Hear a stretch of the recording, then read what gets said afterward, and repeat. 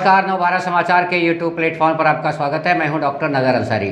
दोस्तों, कल दिल्ली के रामलीला मैदान में पुरानी पेंशन बहाली को लेकर देश भर के लगभग 18 राज्यों के लोग जमा हुए और उनकी मांग पुरानी पेंशन बहाली को लेकर थी।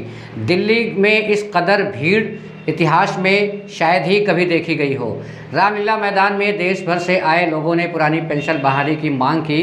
इसके वीडियोस, फोटोज़ सोशल मीडिया पर वायरल हुए, ट्विटर पर वायरल हुए, लेकिन प्रमुख टीवी चैनल्स पे ये वीडियोस नहीं दिखाए गए। इसकी क्या वजह हो सकती है? दिल्ली के रामलीला मैदान में इतनी ज़्यादा तादाद में जमा हुए लोग किसी पॉलिटिकल पार्टी की तरफ से नहीं थे, ना ही उनको लाया गया था, बल्कि वो पुरानी पेंशन बहाली की मांग करने के लिए आए हुए थे। टीवी चैनल्स के ज़रिए जनता के बीच में ये भीड़ क्यों नहीं लाई गई, इसकी क्या वजह हो सकती है, इसके बारे में डिटेल जानकारी लेते हैं सीनियर पत्रकार अजीत अंजुम साहब से। आइए सुनते हैं उनका क्या कहना है इस पूरे मामले को लेकर। किसी भी न्यूज़ चैनल पर आपको ये तस्वीरें दिखी क्या? ऐसी भीड़ की तस्वीरें? किसी भी चैनल से आपको पता चला क्या कि देश की राजधानी दिल्ली में आज लाखों लोग जुटे थे? किसी भी न्यूज़ चैनल से आपको ये जानकारी मिली क्या कि देश की राजधानी दिल्ली में करीब 1.5 दर्जन राज्यों से अलग अलग तरीकों और साधनों से चलकर लाखों लोग राजधानी पहुंचे थे? किसी भी न्यूज़ चैनल से आपको यह पता चला क्या कि देश की राजधानी दिल्ली के रामलीला मैदान में, ऐतिहासिक मैदान में आज एक ऐतिहासिक जनसभा हुई है? किसी भी चैनल से आपको पता चला क्या कि दिल्ली में आज इतनी बड़ी भीड़ अलग अलग राज्यों से एक मांग को लेकर पहुंची कि रामलीला मैदान तो भर ही गया, रामलीला मैदान के बाहर कई किलोमीटर दूर तक कतारें थी?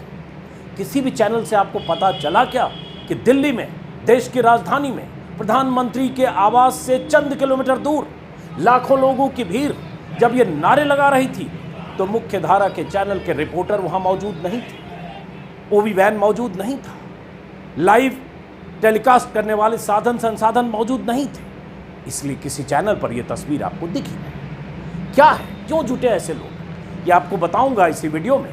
हमारे वरिष्ठ सहयोगी एनके सिंह विस्तार से आपको बताएंगे, लेकिन ये सवाल इसलिए पूछ रहा हूं कि ताकि अंदाजा लगे कि जब कोई जनसमूह विशाल आकार में भी दिल्ली में जुटता है और वो समूह प्रधानमंत्री मोदी की सत्ता से सवाल करते हुए कुछ मांग रखता है और वो समूह अगर बीजेपी सरकारों से अपनी मांग बुलंद करने के लिए दिल्ली में ऐसे जुटता है तो उसकी आवाज़ चैनलों पर गूंजती नहीं और चैनलों के जरिए आप तक पहुंचती नहीं। इसलिए मैंने नीचे लिखा है कि मोदी के डर से ब्लैकआउट।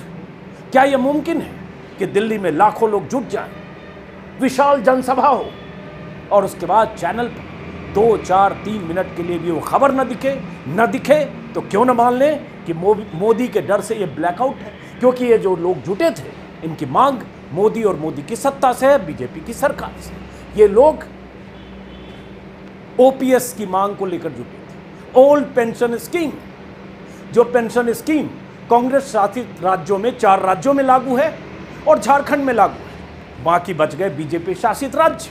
वो स्कीम जो प्रधानमंत्री वाजपेयी के कार्यकाल में खत्म की गई थी और जिस मांग को लेकर देश भर के लाखों कर्मचारी आंदोलित हैं।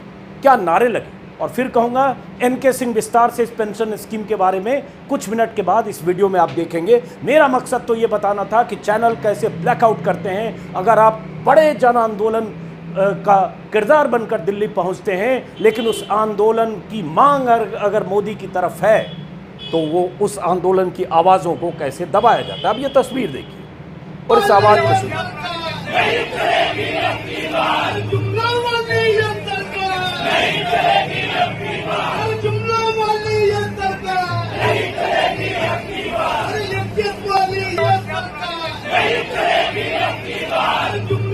ये नारा क्या लग रहा है?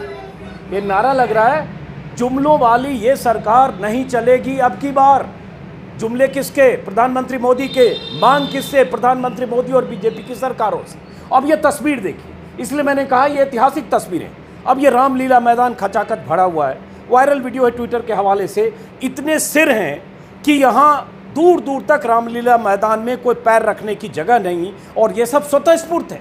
ये किसी राजनीतिक दल की तरफ से जुटाई गई भीड़ नहीं है। इनके लिए 50 रेलगाड़ियां और हजारों बसें, उसके इंतजाम बीजेपी या कांग्रेस किसी दल ने नहीं किए।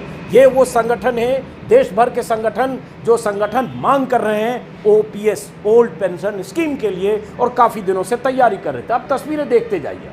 इसी से सोचिए कि इतनी बड़ी खबर को, इतनी बड़ी सभा को, इतने बड़े जनसमूह में उठी मांग को कैसे चैनल्स की तरफ से दबा दिया गया और आप तक ये मांग पहुंची नहीं, आप तक ये तस्वीरें पहुंची नहीं। ये तस्वीर, सारी तस्वीर अभी कुछ घंटे पहले की दिल्ली की है। ये देखिए कैसे ठसाठस सड़कें भरी है, लोग आ रहे हैं, रामलीला मैदान की तरफ बढ़ रहे हैं। ये रामलीला मैदान की तस्वीर है। ऐसी तस्वीर मैंने अन्ना आंदोलन के समय देखी थी। ऐसी तस्वीर तब दिखती है जब प्रधानमंत्री की कोई सभा होती है और बीजेपी के नेता कार्यकर्ता 2 महीने से काम करते हैं, सैकड़ों बसों में, कई बार हजारों बसों में लाद कर वहाँ लोगों को पहुँचाया जाता है, लाया जाता है, और उसके लिए तमाम तरह के इंतजाम होते हैं। लेकिन ये ओल्ड पेंशन स्कीम की मांग करके दिल्ली आए लोग थे जिनकी आवाज़ों को दबाया गया या आप तक नहीं पहुँचाया गया। तो अब विस्तार से सुनिए एनके सिंह क्या बता रहे हैं, इनकी मांग क्या है और ये मांग कैसे मोदी के लिए मुसीबत बनने वाला है। ये मांग कैसे हिमाचल में बहुत बड़ा मुद्दा बने, और ये मांग अगर इस तरह से इस बड़े जनसमूह से विस्तार पाकर देश के 1.5 दर्जन राज्यों में ऐसे फैलता है तो 7 महीने बाद, 6 महीने बाद होने वाले लोकसभा चुनाव में इसका क्या असर होगा। और यही असर, इसी का डर तो नहीं कि प्रधानमंत्री मोदी या उनके डर से ये ब्लैकआउट कर दिया गया चैनलों पर। आज की सबसे बड़ी खबर, ट्विटर पर, सोशल मीडिया पर अगर ये वीडियो, ये तस्वीरें नहीं तैर रही होती तो शायद हम जैसे, आप जैसे लोगों को पता नहीं चलता। हालांकि हमारे संवाददाता वहाँ मौजूद थे। तो दोस्तों, क्या ये मान लिया जाए कि रामलीला मैदान में इतनी तादाद में इतनी बड़ी भीड़ जो मांग कर रही थी पुरानी पेंशन बहाली की, क्या आगामी लोकसभा चुनाव में दिल्ली दरबार के पाए हिल सकते हैं? क्या फ़र्क पड़ सकता है मोदी सरकार पर इस भीड़ की वजह से? बने रहिए हमारे साथ, मिलते हैं अगले एपिसोड में। नमस्कार।